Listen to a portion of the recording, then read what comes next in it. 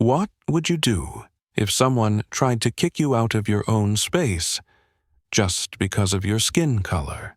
Now, imagine they have no idea who you really are. Yeah, that's exactly what happened to Danielle Carter, a hard-working black woman minding her own business at the community pool, when a racist neighbor decided she didn't belong. But here's the catch.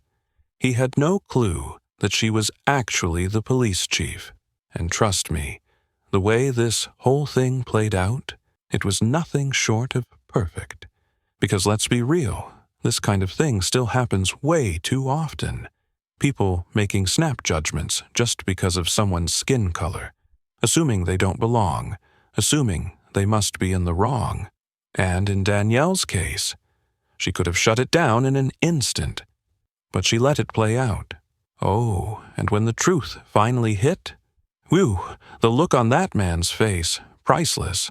But hold up, before we get to that, let's talk about who Danielle really is. Because this woman, she didn't just wake up one day as the most powerful law enforcement officer in her town. She earned it. She worked her way up from being a rookie cop to the highest-ranking position in the department. And even then, she still had to deal with people like this guy. People who just couldn't accept that a black woman could hold that much power. So, yeah, this wasn't just about a pool. This was about so much more. And trust me, by the end of this story, you're gonna wish you had popcorn. Now let me tell you about Jaden. He's 15 years old, crazy about science. And honestly, he's one of the smartest kids you'll ever meet. While other kids are out playing video games or shooting hoops, Jaden is in his garage, surrounded by wires, circuits, and notebooks filled with sketches of inventions that only he can understand. But here's the thing. Being smart isn't always enough, especially when the people around you don't want to see you win. Jaden lives in a small town with his mom. She works 2 jobs just to keep food on the table and the lights on. His dad? He passed away years ago. But before he was gone, he left Jaden with something priceless, his love for building things. His dad was a mechanical engineer, and Jaden still remembers sitting in his workshop watching him bring ideas to life. It was like magic. And now, Jaden wants to follow in his footsteps. But try being the only black kid in your school's advanced STEM program. It's not just about feeling out of place. It's the way the other students look at him, the way they whisper when he gets a question right in class, the way they act like he doesn't belong. It's not even outright racism. It's the small things. The way his group members forget to include him in projects. The way teachers hesitate before calling on him. The way nobody expects him to be the one with the best ideas. But Jaden, he's got a dream. The state science fair's coming up, and this is his shot. His project, a self-charging solar battery, is something his dad always talked about. A battery that could recharge itself using sunlight, making electricity more affordable for people who need it most. If Jaden wins, he'll not only prove everyone wrong, he'll also get a scholarship that could change his life. But the way things are going, it feels impossible. Because in this school, it doesn't matter how hard he works. Someone else is always chosen first. And this is where things take a turn.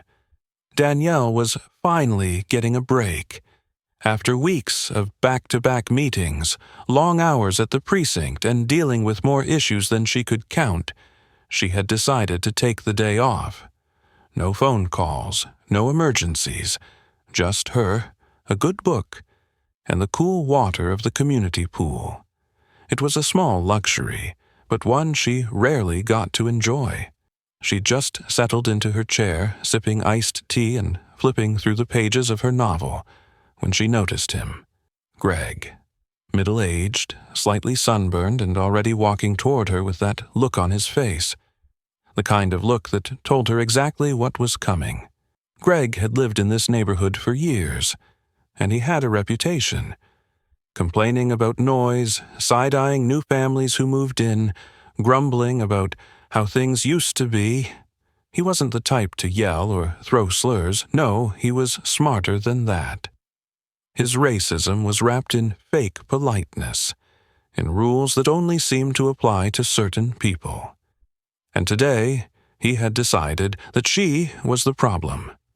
He stopped right in front of her chair, hands on his hips. "Excuse me," he said, his voice dripping with fake authority. "This pool is for residents only." Danielle didn't even look up from her book at first.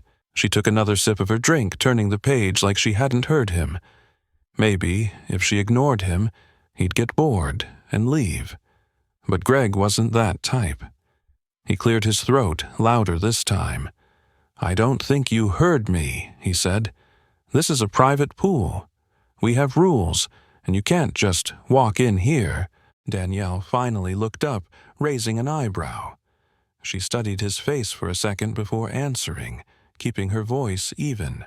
"I am a resident," she said. "I live here." Greg blinked. He wasn't expecting that. For a moment he seemed unsure, like his brain couldn't process the idea.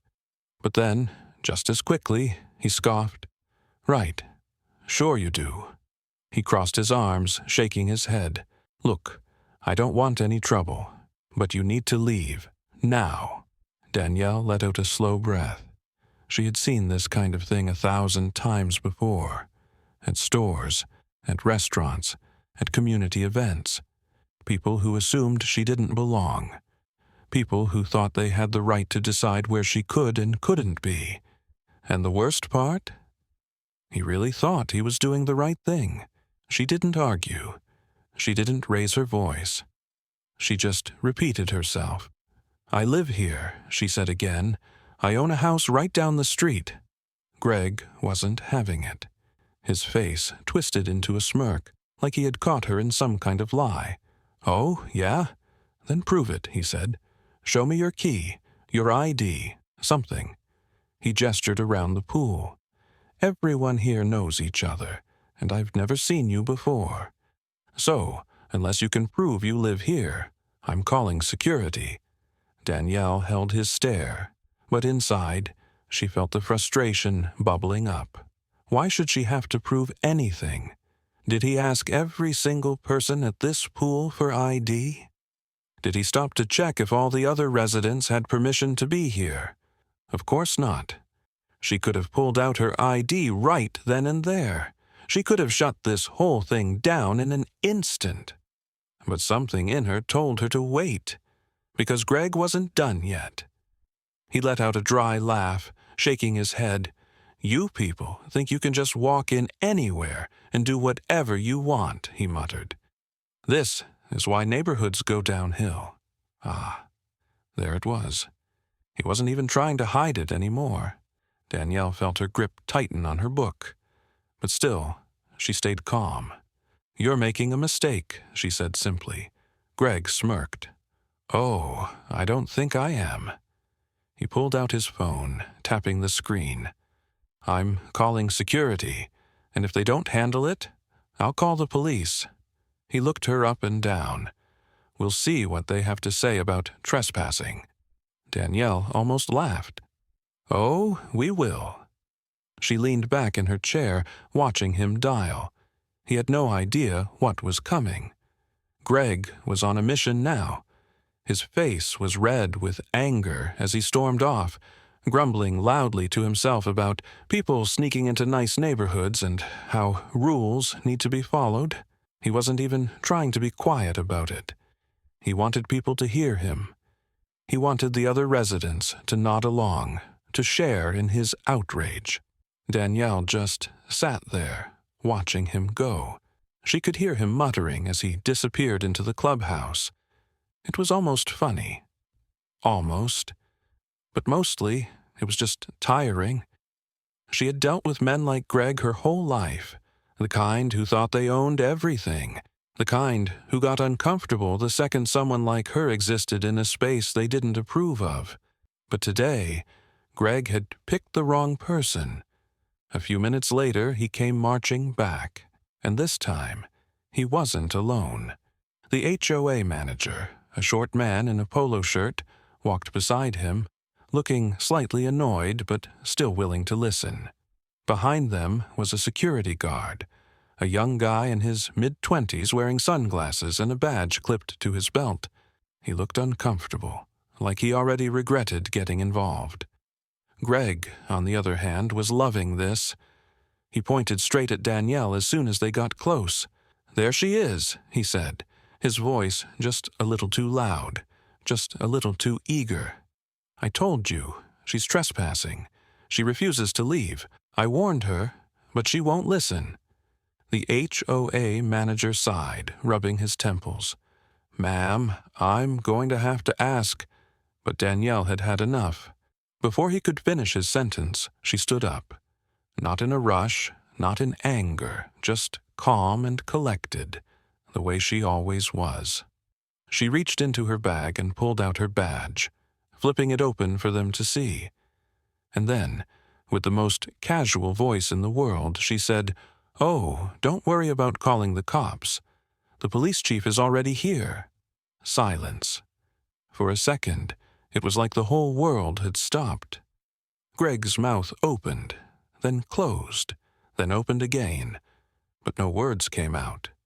The HOA manager just stared at the badge like he wasn't sure if this was real life or some kind of elaborate prank. Even the security guard, who had been trying to avoid eye contact, suddenly stood up straighter. Greg blinked. He let out a short, nervous laugh like maybe he had misheard. "Wait, what?"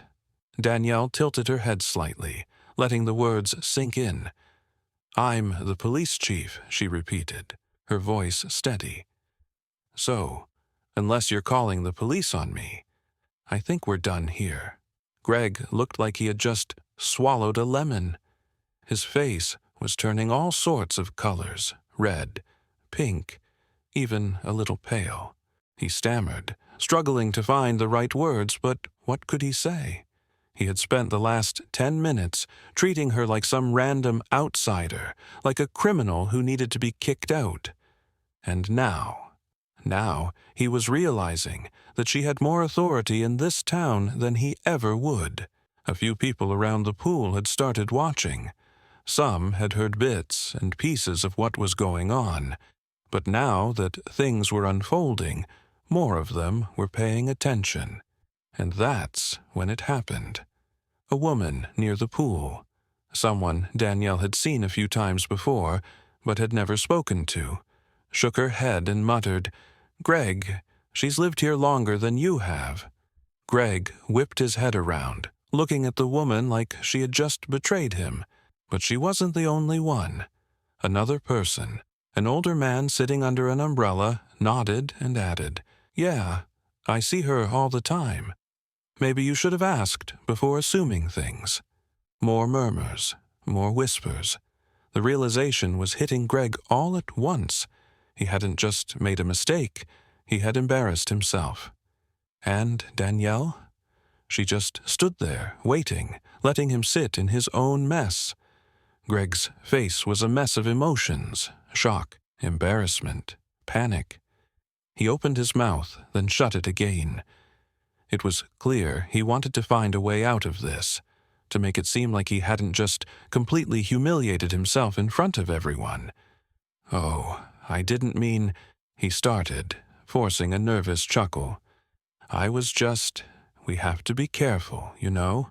Danielle didn't blink. She had heard every excuse in the book. She had seen people like Greg try to cover up their bias with weak justifications, pretending their actions were about safety or concern. But she wasn't letting him off the hook that easily. She met his eyes and asked, "Careful of what?" Her voice was calm but firm. "Hard-working black homeowners? People who serve this community every day." Greg swallowed hard. He had no response. There was nothing he could say that wouldn't make him look worse than he already did. The HOA manager cleared his throat and turned to Danielle, his tone suddenly respectful. "Chief Carter, I'm so sorry for the misunderstanding," he said. "This shouldn't have happened." The security guard, who had barely spoken the entire time, nodded quickly and held out a hand. I just want to say I had no idea. Respect to you, ma'am." Danielle shook his hand. Not because she needed his approval, but because it was the right thing to do. Unlike Greg, at least he looked like he understood his mistake. By now, the entire pool area was watching. Some people whispered to each other. Others just shook their heads at Greg. The shift was obvious. A few minutes ago, he had acted like he was in charge. Now, he looked small. Word spread fast. By the next day, almost everyone in the neighborhood had heard what happened. And the best part? Greg, the man who had spent years making others feel unwelcome, was now the one avoiding the pool. Weeks passed, and he barely showed his face. Danielle never had another problem after that. Danielle took a deep breath and sat back down, finally able to enjoy the peace she'd come here for. The water sparkled under the sun, kids splashed and laughed, and the tension from earlier had completely disappeared. But then she felt a presence beside her. She turned and saw a young black girl, maybe 10 or 11 years old, standing there nervously. She had been sitting with her family the whole time, quietly watching everything unfold. She hesitated for a moment, then took a small step closer. "I want to be a police officer like you someday," she said softly. Her voice was shy, but her eyes were filled with something else: determination, admiration. Danielle's heart swelled. She had spent years working twice as hard, proving herself in a field where people like her were often overlooked. And here, right in front of her, was the next generation, watching, learning, waiting for permission to dream big. Danielle smiled, leaning in slightly so the girl could hear her over the noise of the pool. "You can be anything you want," she said. "Just make sure no one ever makes you feel like you don't belong." The girl nodded, her face lighting up with pride. Then she ran back to her family, who smiled at Danielle in quiet gratitude. Danielle picked up her book again, but before she started reading, she glanced around the pool one last time. The world was still full of people like Greg, people who thought they had the right to decide who belonged, but it was also full of people like that little girl, kids who just needed to see someone like them standing tall, holding their ground, refusing to be pushed aside. And that made everything worth it. Have you ever been judged unfairly? How did you handle it? Tell me in the comments. So here's the real question. Why do some people assume they have the right to decide who belongs? Think about it. Greg had no actual authority, no real reason to confront Danielle, yet he felt completely comfortable walking up to her and trying to push her out. Why? Because in his mind, she didn't look like she belonged. He didn't need proof. He didn't need facts. He just assumed. And the worst part, he truly believed he was right. And that's not just a Greg problem. It's a problem everywhere. People making snap judgments based on race, background, or status. People thinking they get to control who is worthy of a space, who fits in, and who doesn't. But here's the thing. Greg thought he had power that day, but real power? That came from Danielle. She didn't yell, she didn't argue, she didn't beg for respect. She simply stood her ground, knowing exactly who she was. And in the end, that's what really changed the situation. So how do we break that mindset? How do we make sure people like Greg don't keep getting away with this? It starts with moments like these, with calling it out, with standing firm just like Danielle did, with teaching the next generation, like that little girl by the pool, that they do belong, no matter what anyone tries to tell them. because justice doesn't always come in flashing lights or big courtroom moments. Sometimes it's just about refusing to move when someone tries to push you out. And trust me, that kind of quiet strength, it changes everything. Why do some people assume they have the right to decide who belongs? And how do we change that mindset? Drop your thoughts in the comments.